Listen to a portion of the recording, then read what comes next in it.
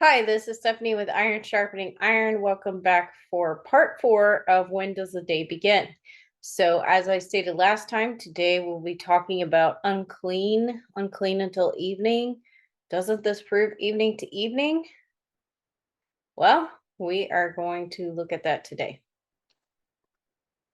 So, there are actually 31 verses, so not just a few, about being unclean until evening. There seems to be a pattern here. And we'll just go through a few of these. Most of them are in Leviticus, but and a few other chapters in the Torah as well. So Leviticus 15:7. Also, whoever touches the person with the discharge shall wash his clothes and bathe in water and be unclean until evening. Leviticus 15:18. If a man lies with a woman so that there is a seminal emission, they shall both bathe in water and be unclean until evening. Leviticus 15:19. When a woman has a discharge, if her discharge in her body is blood, she shall continue in her menstrual impurity for 7 days, and whoever touches her shall be unclean until evening. And we even see that non-humans are unclean until evening as well. Leviticus 11:32. Also, anything on which one of them may fall when they are dead becomes unclean, including any wooden article or clothing or a skin or a sack, any article of which use is made. It shall be put in the water and be unclean until evening. Then it becomes clean. So, how do we reconcile this to a sunrise to sunrise calendar? While it may seem that this insinuates the 24-hour day beginning and ending at sunset, we must consider the connotations behind being unclean, that you would have to remain outside the camp if you were unclean. Look at Numbers 12:14-15. But the Lord said to Moses, if her father had but spit in her face, would she not bear her shame for 7 days? Let her be shut up for 7 days outside the camp, and afterwards she may be received again. So Miriam was shut up outside the camp for 7 days, and the people did not move on until Miriam was received again. Now, in this example, Miriam was speaking against Moses, and the father strikes her with leprosy, and leprosy is one of the conditions that would make you unclean. So she has to go outside the camp in this state of uncleanness for the 7 day period because of the leprosy and punishment for her speaking against Moses the way she did. So we also have Deuteronomy 23:10. If there is among you any man who is unclean because of a nocturnal emission, then he must go outside the camp. He may not re-enter the camp. So in this instance, Yah would actually go with the people in battle and wherever they would go. And when they were in the wilderness tabernacle, out in the wilderness, they fled Egypt. They're trying to get the promised land. Yah is literally there in the camp dwelling with them. So this place had to be clean because Yah, he is holy and he can't be in close contact uncleanness. So while certain things required a 7 day unclean period, like leprosy, menstruation, contact with dead bodies, abnormal discharges, most things only cause a short term unclean period, which would be until evening that same day, as long as they bathe in running water, living water. So, this way, people would not be forced to be outside the camp for these more common unclean periods during the nighttime. They could come back into the camp before night. This is particularly important as Yahuwah would go forth with the camp of soldiers, as I already mentioned. It would be dangerous for them to be outside the camp at night. That would leave them potentially prey, victims to enemies coming and taking them out if they're outside the camp at night. You all stick together, there's safety in numbers.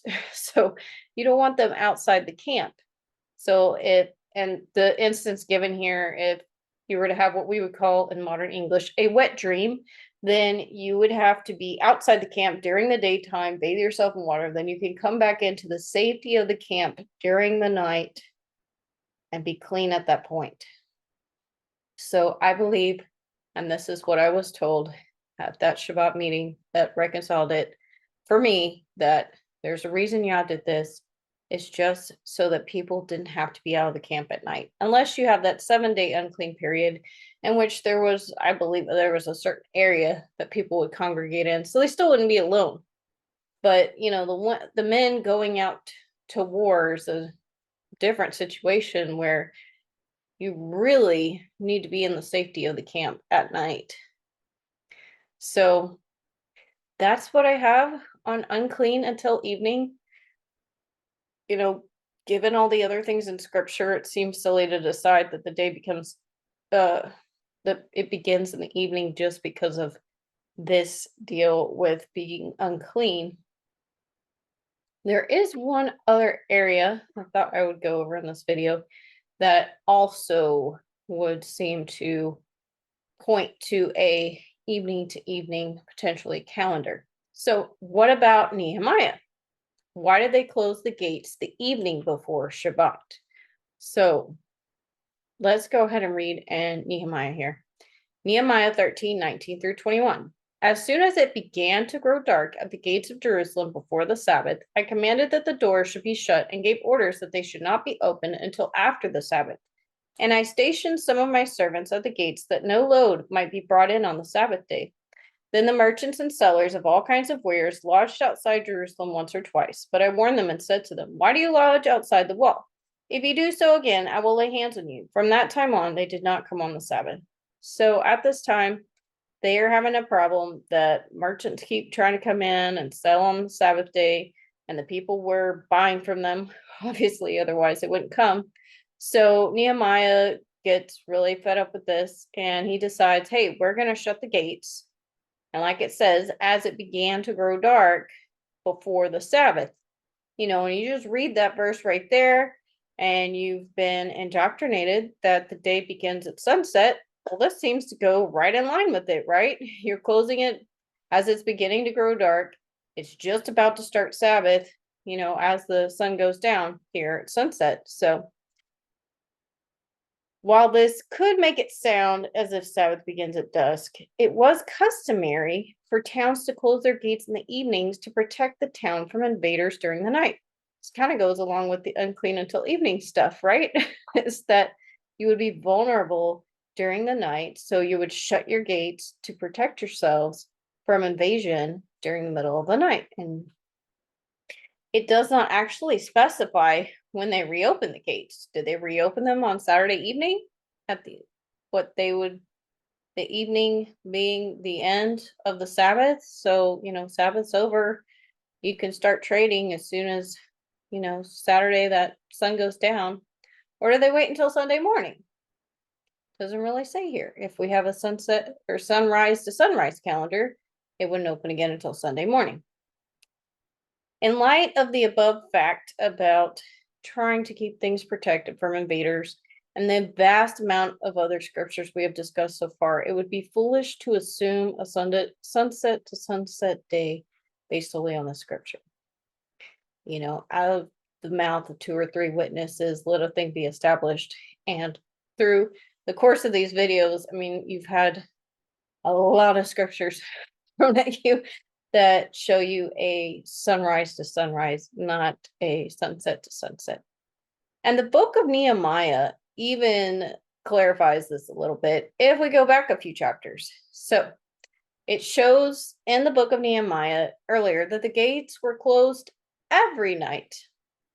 Nehemiah 7:1-4. Now, when the wall had been built, and I had set up the doors, and the gatekeepers, the singers, and the Levites had been appointed, I gave my brother Hanani and Hananiah, the governor of the castle, charge over Jerusalem, for he was a more faithful and God-fearing man than many. And I said to them, let not the gates of Jerusalem be open until the sun is hot. So when is the sun hot? In the morning, right? When it comes up. And while they were still standing guard, let them shut and bar the doors. Appoint guards from among the inhabitants of Jerusalem, some at their guard posts and some in front of their own homes. The city was wide and large, but the people within it were few, and no houses had been rebuilt. So they were especially vulnerable right now. The city's big. There aren't that many people in there to defend it. The houses haven't been rebuilt. So he's saying, let the gates be shut every night until the sun gets hot.